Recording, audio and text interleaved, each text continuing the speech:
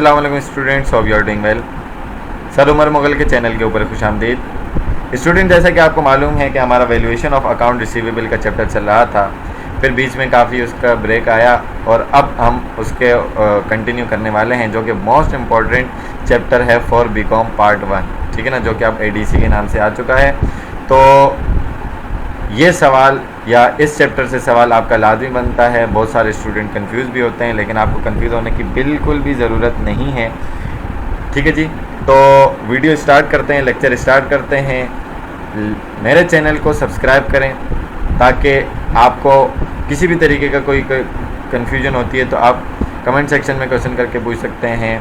Thumbnail पे मेरा number मौजूद है, उसके अलावा इंस्टाग्राम की आईडी मौजूद है, मैसेंजर की आईडी मौजूद है, तो आप मैसेज करके अपनी क्वेरीज डिस्कस कर सकते हैं। तो प्रॉब्लम 1 बड़ी आसान सी है। प्रॉब्लम 1 में आपको कह रहे हैं कि Samad and company has sales on credit, उधार पर सेल की, क्योंकि वैल्यूएशन ऑफ अकाउंट रिसीवेबल कब होता है, जब आप क्रेडिट सेल्स करते हैं। 9,65,000 रुपये की ड्यूरिंग 2000, ठीक है ना, 2002 के ईयर में आपने क्रेडिट पर सेल की विद अकाउंट रिसीवेबल, जिसमें आपके पास अकाउंट रिसीवेबल यानी कि कस्टमर से कलेक्शन 97,800 की थी, एंड क्रेडिट बैलेंस ऑफ ₹300, और 300 रुपये का क्रेडिट बैलेंस किसका था, अलाउंस फॉर डाउटफुल अकाउंट के लिए या अलाउंस फॉर बैड डेट्स का था। At the end of the year कि इतना अमाउंट कलेक्शन में नहीं आने वाला।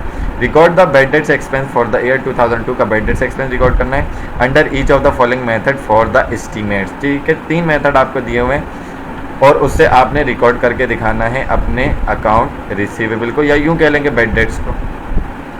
तो सबसे पहले आपको कह रहे हैं कि allowance for doubtful account is to be increase होगा 4% किसका, अकाउंट रिसीवेबल का। अब रिकॉर्ड करके आपने दिखाना, तो एंट्री बनाएंगे।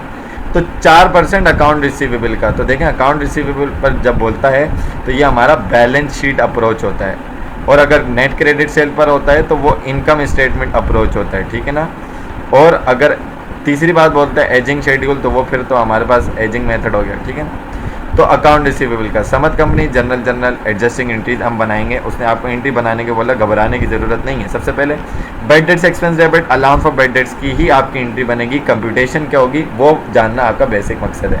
तो देखें, ईयर एंड, साल के आखिर के अकाउंट रिसीवेबल पर हमेशा आपका डाउटफुल अकाउंट या बैड डेट्स कंप्यूट किया जाता है, ठीक है ना।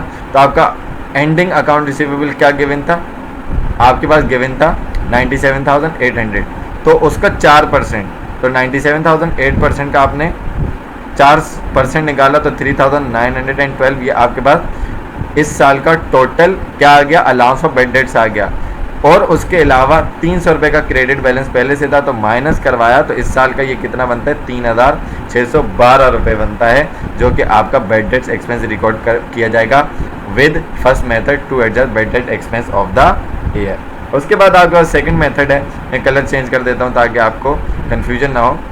तो आपको कह रहे हैं कि बैड डेट एक्सपेंस जो है वो एस्टिमेट किया जाएगा 0.48% ऑफ सेल्स ऑन क्रेडिट, जो उधार पर सेल्स की है।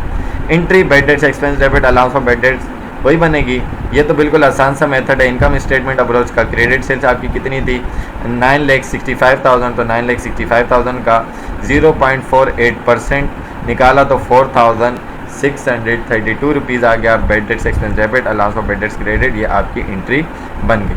उसके बाद थर्ड मेथड में उसने कहा कि अलाउंस फॉर डाउटफुल अकाउंट जो है वो इंक्रीज़ होगा 6,058 रुपये तक एज इंडिकेटेड बाय, जो कि ये बात कहाँ से पता चली, एजिंग शेड्यूल से, ठीक है ना। आगे चलकर हम एजिंग शेड्यूल बनाना भी सीखेंगे। तो एंट्री फिर से वही bad debts expense debit allowance for bad debts credit, तो इतने से इंक्रीज़ हो जाएगा।